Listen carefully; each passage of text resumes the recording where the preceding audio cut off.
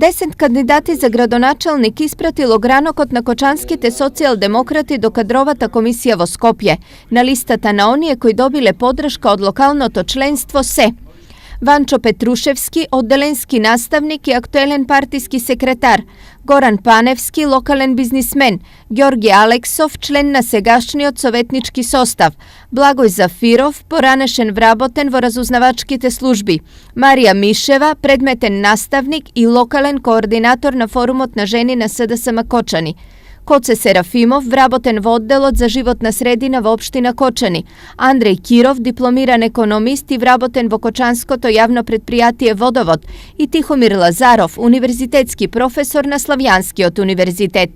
НИФО суммината ги предложила локалната кадрова комисија која разгледала 28 градоначалнички предлози, доставени од местните организации. Дополнително своји кандидатури на интерниот конкурс доставиле и Благој Јованов и Стојан Рашков.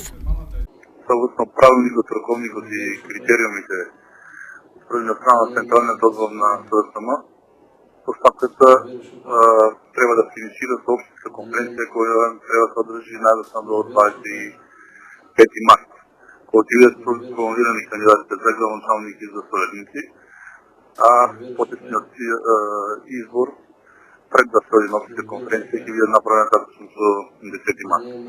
Од СДСМ Кочани се убедени дека овој пат еден од нивните кандидати ќе го замени Ратко Димитровски на градоначалничката функција.